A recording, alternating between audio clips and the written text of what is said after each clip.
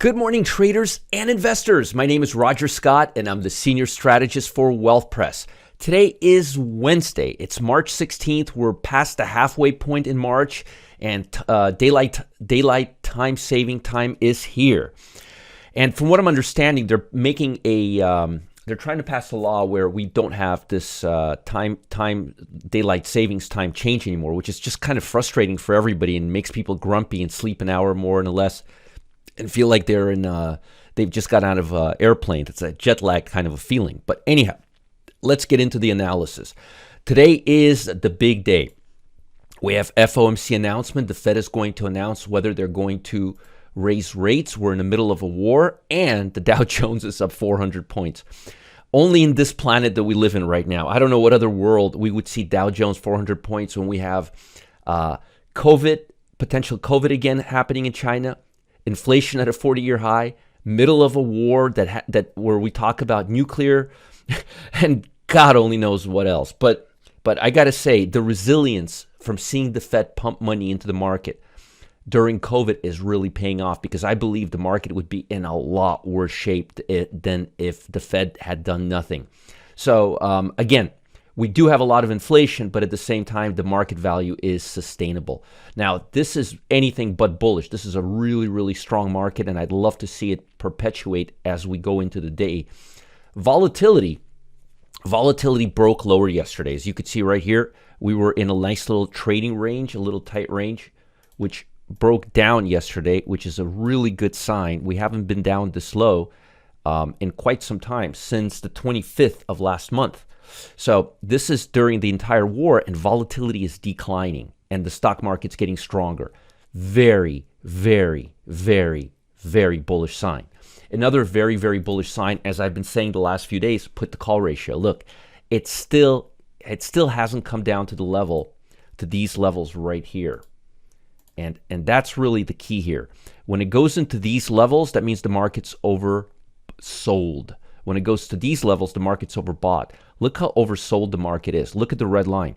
We've been above this red line constantly, right? Even today, we're at 106. Anything above 1 says we're oversold. Too many put buyers compared to call buyers. Very, very, very, very important indicator. One of the most important indicators that I use. But only when it's above 1 or below 70. When it's here, when it's in the middle, it doesn't mean much. But notice it's been very, very consistently in this area now for quite some time, since beginning of the year. So the market needs to really see all-time highs to cool back down and come to these levels. And it would be nice to see that very, very soon, or sooner than later. Another very positive sign is this. Take a look at the 1-month industry graph. Consumer discretionary is the last spot. Tech is the last. Look at these. These are the most speculative 3 sectors, right? That's on a 1 month. But look at it on a 5-day basis. Look at where consumer discretionary is. That's the most discretionary.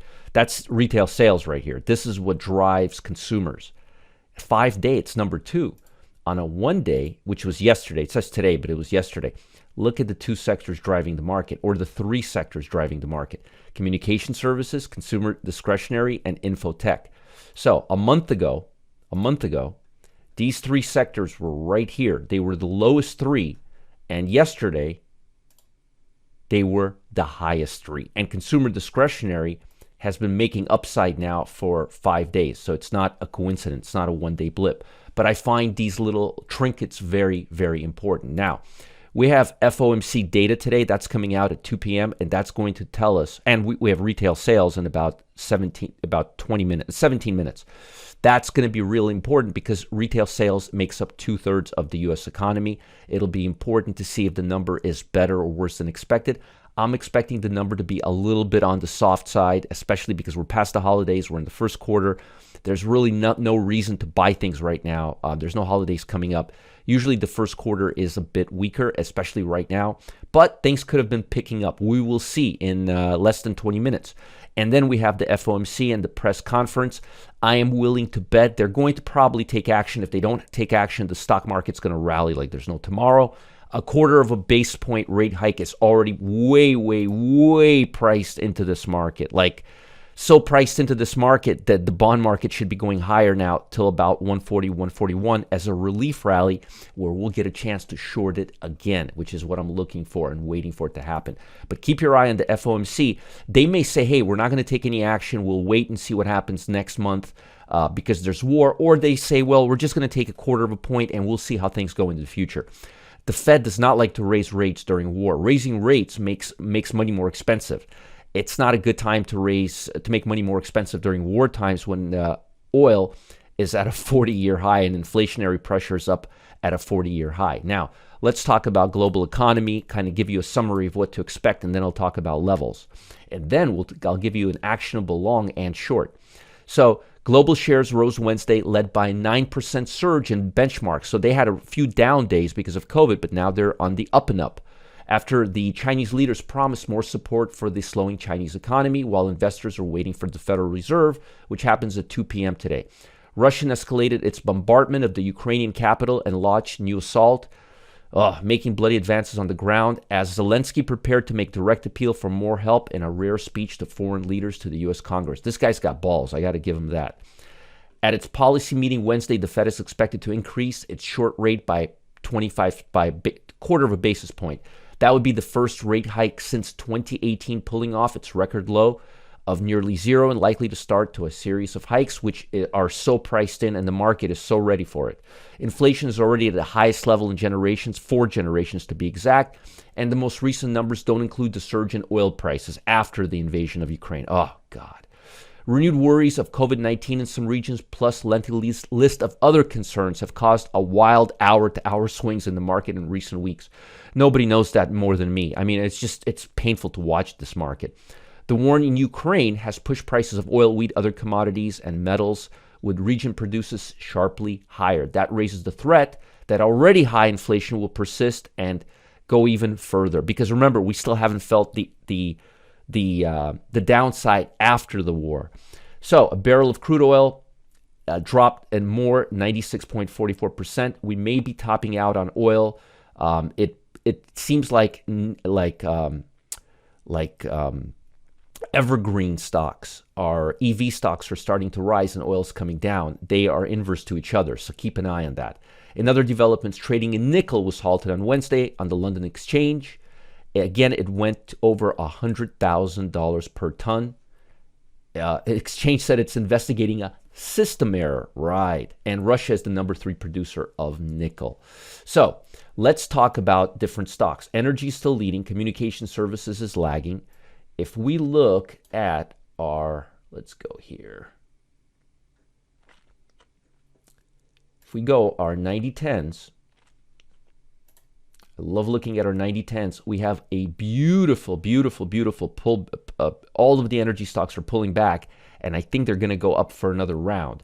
I would stick with FCX because that's actually a metal stock. I like FCX right here. It's a great buying opportunity, in my opinion. I'd buy it right here, right around the 45 level.